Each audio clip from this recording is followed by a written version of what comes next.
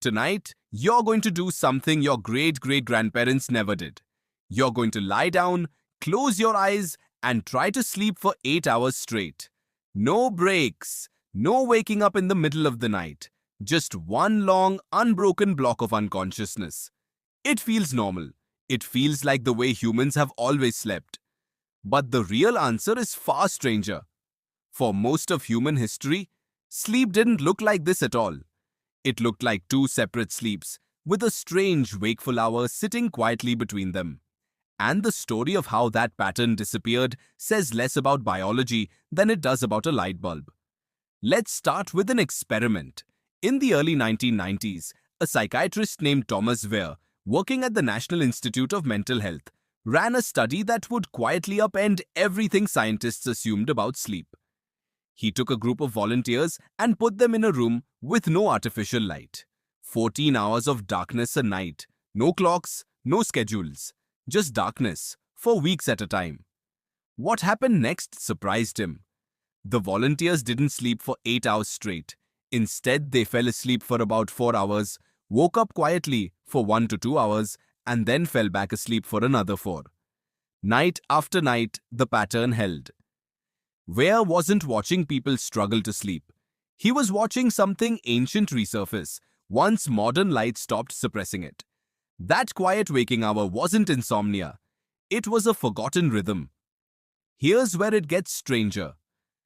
Around the same time, a historian named Roger E. Kirch was digging through something entirely different: court records, diaries, and medical texts from pre-industrial Europe. He wasn't looking for sleep patterns. He stumbled into them. Again and again, ordinary people referenced a first sleep and a second sleep, with a period of wakefulness in between. It wasn't rare. It wasn't remarkable. It was just how nights worked. Think about that for a second.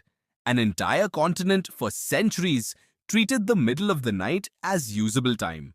Not wasted time, not broken sleep. Just a second chapter of the evening. What did people do with that hour? Kirch's research paints a surprisingly ordinary picture.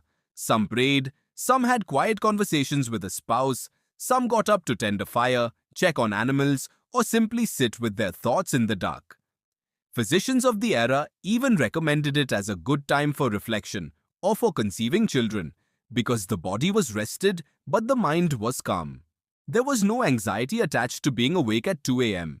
There was no glowing clock reminding you how many hours of sleep you'd lost. There was just darkness and a body doing what bodies had always done. So what changed? Light changed, specifically artificial light.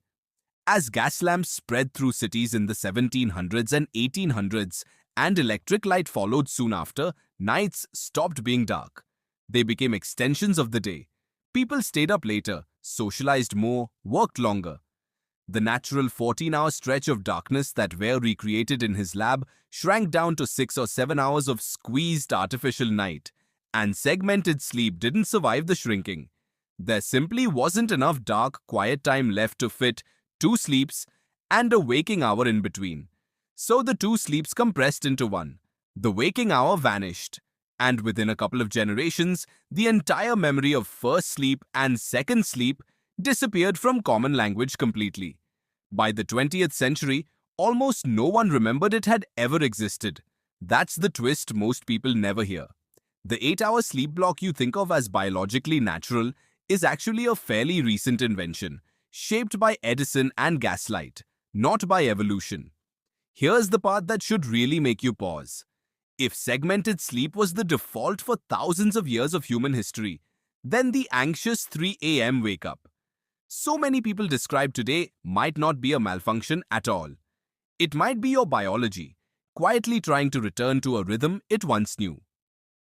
Sleep researcher Charles Czeisler, who has spent decades studying circadian rhythms at Harvard, has shown just how sensitive the body's internal clock is to light exposure. Even dim light in the evening can delay the release of melatonin and shift your entire sleep architecture. Your ancestors didn't have that problem. Darkness was total. There was no screen glow at midnight competing with the moon, which raises an uncomfortable question. What if the modern epidemic of people lying awake at night anxious and frustrated, staring at the ceiling isn't a sign that something is broken in them. What if it's a body that still remembers an older instruction set, being forced to run on newer artificial rules? That doesn't mean you should get up and light a candle at 2 a.m. and call it ancestral wisdom.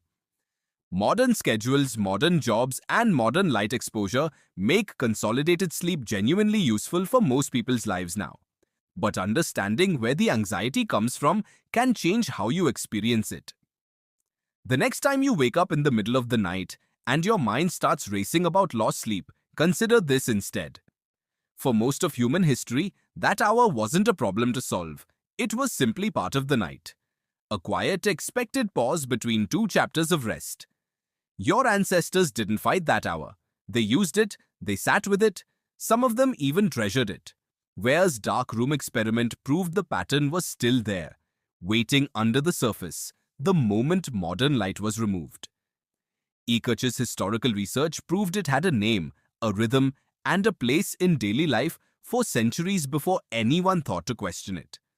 And your own 3 a.m. eyes, blinking open in the dark tonight, might be proof that some part of you never fully let it go. So tonight, when you flip that switch and flood your room with light before bed and expect one long, unbroken sleep to follow, remember what you're actually asking your body to do. You're asking it to override an instinct that took thousands of years to build, using a technology that's barely 200 years old. And if you wake up tonight in that strange, quiet hour, don't reach for your phone. Don't panic about the time. Just lie there for a moment in the dark, the way humans did for most of history. You might find that the silence isn't a problem at all. It might be the one thing left in your life that still runs on the same clock your ancestors did. If this changed the way you think about your own nights, subscribe. There's a lot more hiding in your history than you'd expect.